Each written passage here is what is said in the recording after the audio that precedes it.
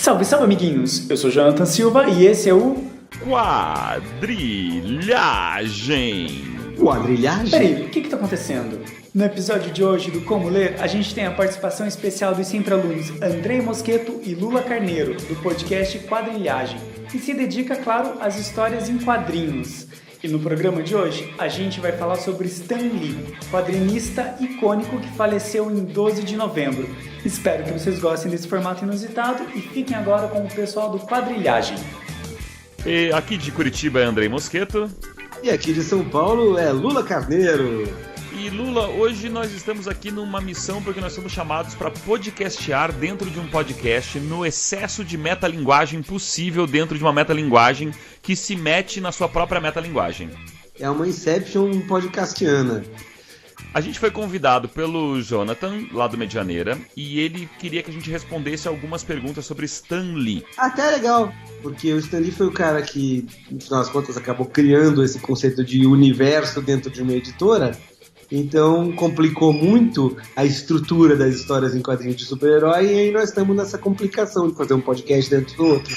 Então, é apropriado. Se você não conhece a gente, o Lula e eu, a gente tem um podcast chamado Quadrilhagem, um podcast que fala sobre quadrinhos, a gente também faz vídeos sobre o assunto. E daí quando o Jonathan perguntou pra gente sobre Stan Lee, a gente, claro, vamos responder. É o seguinte, eu gostaria só de dizer que se não fosse Medianeira não haveria Quadrilhagem, porque nós somos colegas de Medianeira. O Terceirão 95, aquele que perdeu as Olimpíadas. A gente se conheceu lá dentro, e 95 foi um ano tipicamente que a gente pode dizer nosso, porque foi um dos poucos anos em que o Terceirão não teve a conquista física em relação aos esportes, e isso é a nossa cara. É, realmente. O Terceirão perdeu as Olimpíadas e eu não competi. Olha só, Lula, o Jonathan perguntou pra gente 4 perguntas, tá? Vou ler pra gente conversar aqui. Por que Stan Lee é tão importante para o mundo dos quadrinhos e dos super-heróis? Eu começo? Ou claro. Você começa? Você começa. Vamos lá. Bom, tem aquela coisa que todo mundo lembra, que é o mais evidente, né? O Stan Lee foi aquele cara que trouxe problemas de pessoas comuns para o mundo dos super-heróis. Então ele vai um ponto além da história dos super-heróis. Você tem um super-herói como aquela pessoa sobre-humana, especial, né? Que tem capacidades que as outras pessoas não têm, e de repente esse cara vai lá e pergunta, pô, mas se o cara virasse um monstro de pedra horroroso e as pessoas tivessem medo dele, como que ele ia viver com isso, mesmo sendo super forte? E se ele virasse um monstro verde e não tivesse controle nenhum sobre isso? E se a armadura dele, na verdade, fosse um suporte de vida e sem ela ele não conseguisse viver? E se ele fosse cego? E se ele tivesse que pagar as contas e ir na lavanderia e ir na faculdade? Né? Ele vai tentando trazer aspectos da vida real, da vida de todos nós, e nem sempre aspectos muito legais, e ele tempera as histórias com isso. E nisso ele vai lá e cria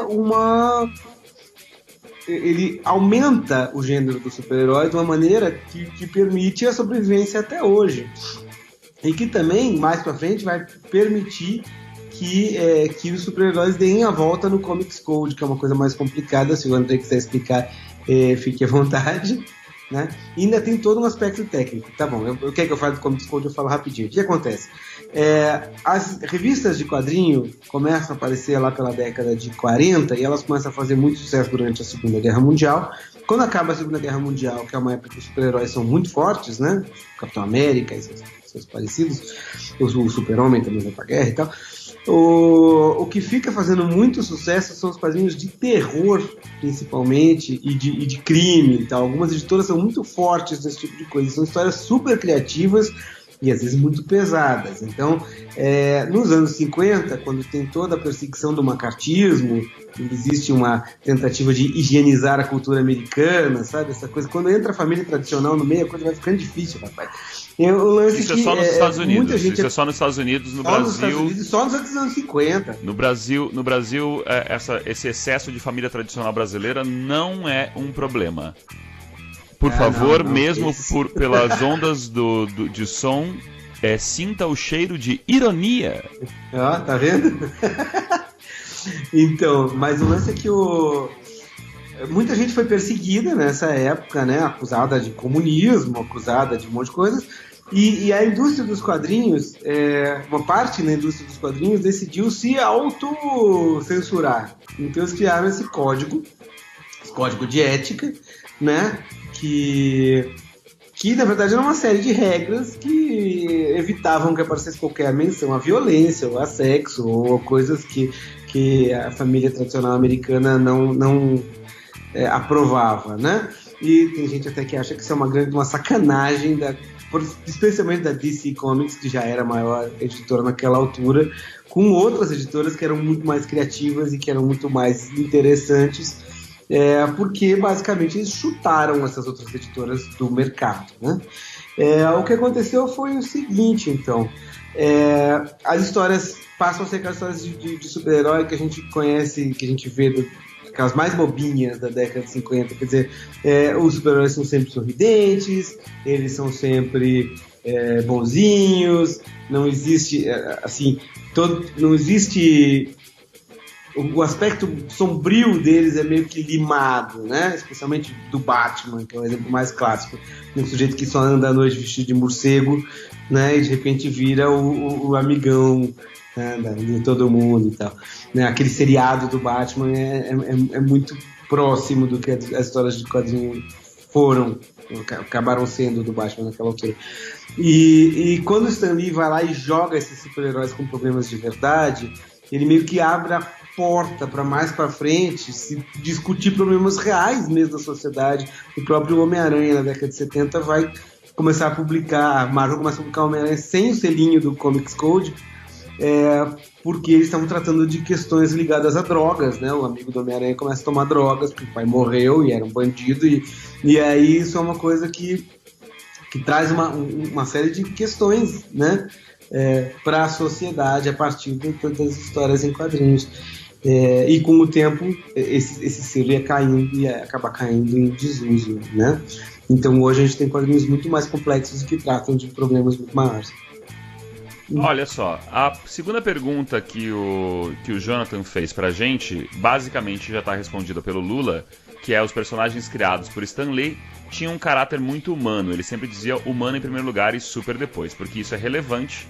O Lula já meio que falou sobre isso, né? Afinal de contas, as falhas humanas interessam até para que você possa não só se ver na história, que é uma característica que muitas pessoas falam, inclusive sobre outras mídias, como filme, livros, como música. Quando você consegue se projetar dentro da história que está sendo contada para você, você adquire um novo nível de empatia pelas pessoas que participam. Então, o caráter humano, você parar de achar que os supers são exclusivamente supers, faz com que as histórias fiquem muito mais possíveis e interessantes para quem as lê. Aí, a terceira pergunta do Jonathan quem seria o herdeiro em termos de legado e criatividade de Stan Lee? Jonathan e queridos amigos do podcast do Medianeira, eu nunca teria a cara de pau e a coragem de mencionar quem é essa pessoa, porque eu tenho medo de falar uma coisa dessas. Por isso que eu te amo, Andrei, porque eu também não sei responder essa pergunta. Na verdade, eu acho que todo mundo que trabalha nessa indústria hoje é herdeiro do Stan Lee. Todo mundo trabalha a partir das características que ele colocou. Não, se a gente parar para pensar hoje em dia, inclusive, a gente foi na Bienal de Quadrinhos de Curitiba e a gente fez um painel sobre super-heróis em que a gente conversou com outros quadrinistas sobre o assunto. E se você pensar na gama de super-heróis que começa a existir a partir da década de 70 para frente, e as possibilidades que a gente tem com o erro do super-herói, com o super-herói não ser mais todos eles não são necessariamente semideuses que enfrentam o mal, como se o herói fosse exclusivamente bonzinho e o vilão fosse exclusivamente malvado, eu acho que todos esses caminhos, de certa maneira, foram abertos pelo Sr. Stan Lee e pela revolução que ele fez nos quadrinhos. A gente não teria... Talvez a gente não teria Cavaleiro das Trevas se não tivesse tido essa revolução stanliniana. A gente não teria V de Vingança. V de Vingança, o cara é um herói ou ele é um vilão? A gente não teria... O que é aquele cara? Hã? O que é aquele cara? O que é aquele cara? O que é o sujeito por trás da máscara? Acho que a gente não teria uma série de... a gente não teria Astro City. Astro City é um gibi que a gente adora, a gente já fez um episódio sobre ele no Quadrilhagem. E então eu acho que a gente não teria uma série de variações dentro do universo do super-herói se não fosse pelo Sr. Stan Lee. Devo dizer, Stan Lee e seus artistas. Sim. E aí tem uma outra questão que é muito importante do Stan Lee, que ficou de fora da primeira pergunta, que é o seguinte: existe uma revolução técnica a partir do Stan Lee. Porque o que ele faz? Primeiro, ele tinha o Jack Kirby para trabalhar, que era um puta gênio. Ele tinha Deus, o Deus do Nanquim ao seu lado. Deus do super-herói. Deus do super-herói. E aí o que aconteceu? Ele era editor, ele tinha outras funções lá dentro da editora, ele resolve fazer uma história de equipe de super-heróis, o Quarteto Fantástico, porque a Liga da Justiça estava fazendo sucesso. E daí ele resolve, só que ele tem muita coisa para fazer, então ele chama o Jack Kirby e ele pensa numa coisa um pouco mais aberta, porque muitos roteiros de quadrinhos naquela altura eram super fechados. Inclusive, se você pegar coisas da EC, de outras editoras, você tem muito texto às vezes, você tem uma estrutura mais difícil para o artista se movimentar lá dentro. Então, sei lá, tinha gente até que mandava já as páginas com os quadrinhos e com os balões, o artista tinha que desenhar dentro daquilo. E o que o Stan Lee faz? Ele faz meio que ele escreve um panorama geral da história. Olha, vai acontecer isso, os personagens são esses, estou pensando numa coisa mais ou menos assim. E deixa o artista criar a página, deixa o artista, ele dirige muito menos a cena, assim, deixa o artista realmente pensar mais nos enquadramentos e como que isso vai funcionar e em que sequência ele vai fazer as coisas. Então os artistas recebiam esses pré-roteiros, faziam as páginas e levavam de volta para Marvel para o Stan Lee botar diálogo, né? Então muita coisa que a gente lê nas histórias do Stan Lee foram contribuições dos artistas. Por exemplo, quem criou o Surfista Prateado foi o Jack Kirby, não foi o Stan Lee. O Stan Lee depois fez histórias muito interessantes com o surfista, mas a ideia de ter aquela figura ali não era dele originalmente. Então, a gente tem uma nova maneira de trabalhar dentro dessa indústria. E isso faz com que a indústria de super-heróis se torne muito mais vibrante, muito mais interessante.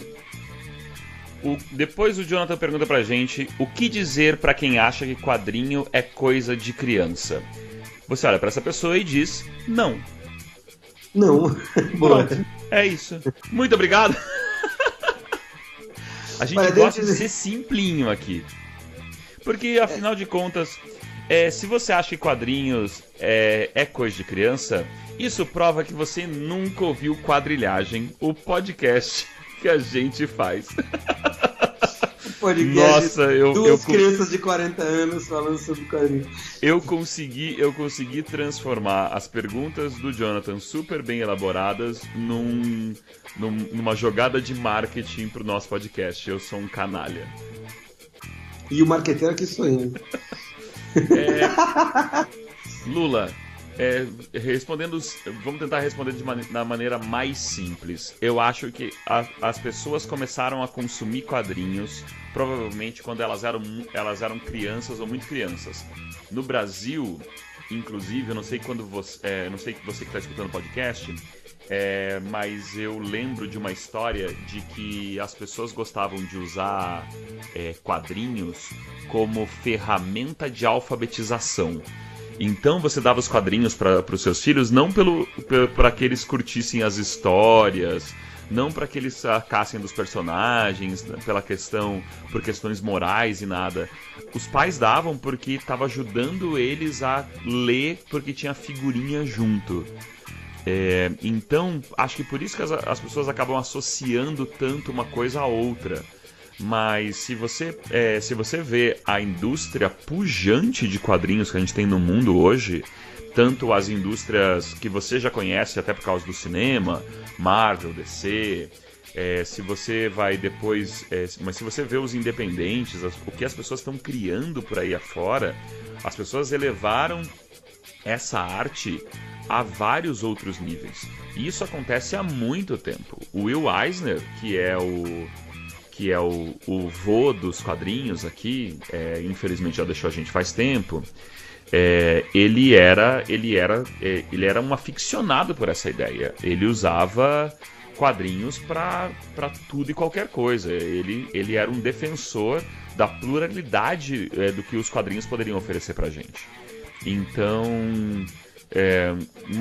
uma dica, se você, como esse é um podcast do Medianeira, imagino que você esteja, a probabilidade alta que você esteja escutando esse podcast em Curitiba, dá uma passadinha na Itiban, ali na Silva Jardim, atrás do Cefet. Eu sei que ele é UTFPRCXY, sigla maldita que eu nunca vou lembrar. Mas a gente é velho e chama de Cefet. Eu sou velho e chamo de Cefet. Então, é ali na Silva Jardim, atrás do Cefet, e você vai encontrar uma banquinha que tem tudo de gibis independentes, tudo de gibis mainstreams, e você fala com qualquer uma dos atendentes que tiver lá, se for Chico, se for Miti, se for quem quer que seja, e eles vão te indicar bons quadrinhos. E você não vai se arrepender da experiência. Eu sempre lembro da minha avó. A minha avó reclamava muito sobre de eu ler quadrinhos, às vezes, né? Só que ela não deixava ninguém chegar perto dos álbuns do Flash Gordon dela, eram sagrados. É muito engraçado. Ela lia o Asterix comigo. Então, talvez seja uma coisa mais, meio que, como é que eu posso falar, um truísmo esse negócio de que quadrinhos são para crianças, né? Uma boa parte é para crianças e é muito boa, né? Se você não leu o Karl Barks, pode ler de qualquer idade, que vale a pena. O Pato Donald do Karl Barks. Mas os quadrinhos são uma forma de expressão, assim como a literatura, assim como o cinema, assim como a música, sabe? Tem cinema para criança, tem literatura para criança, tem música também, e tem coisas que não. Não faça como o personagem do Viggo Mortensen no Capitão Fantástico e dê o mouse para sua filha de 8 anos ler. Ou faça, se você acha que é o caso. Mas eu não tentaria, porque mouse é um pouco pesado, não é exatamente para crianças. Mas eu acho que é isso, assim, por um certo tempo houve esse estereótipo, né, essa pecha de coisa pra molecada, mas na verdade os quadrinhos nunca foram isso, né, sempre tiveram um bocado de capacidade e sempre tiveram uma capacidade de alcançar várias pessoas, vários tipos de pessoas. Sem contar que se você pegar certas coisas que teoricamente eram para crianças na década de 30 ou 20, talvez elas não sejam muito indicadas para as crianças hoje, sabe? Então, acho que me perdi, mas é isso aí. Olha, quando a gente termina um episódio nosso do Quadrilhagem, a gente faz um negócio que é formação de quadrilha, que a gente convida você a ler outras coisas a mais sobre o assunto que a gente acabou de conversar. Então aqui hoje a gente vai fazer uma formação de quadrilha sobre esse assunto que é Stan Lee.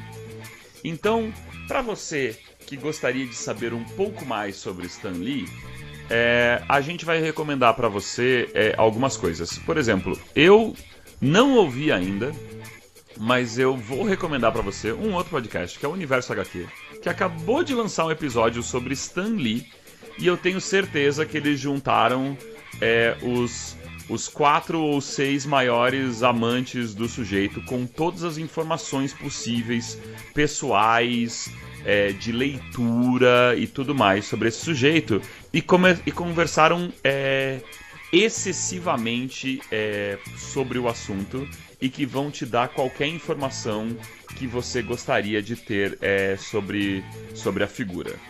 Você pode passar 1 horinha e pouco, sei lá quanto tempo tem, escutando tudo que você pode querer saber sobre o Stan Lee.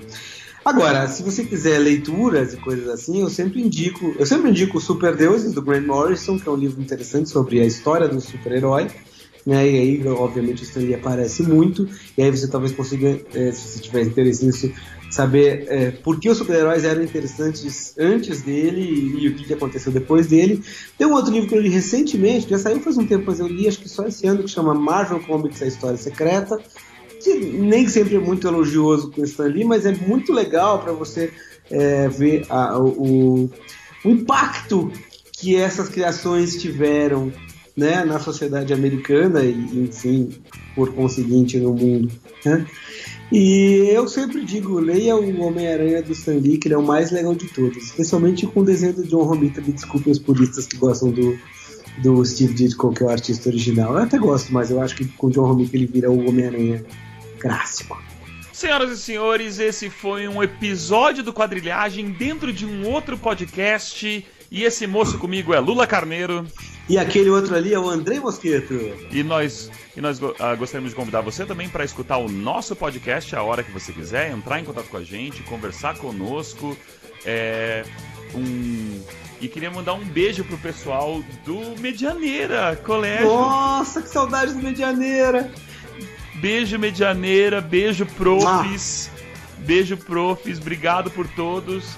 E esse é o Quadrilhagem dizendo Excelsior. Depois dessa invasão, só resta agradecer ao Andrei, ao Lula, e não se esqueça, siga o pessoal do Quadrilhagem, um podcast super bacana sobre história em quadrinhos.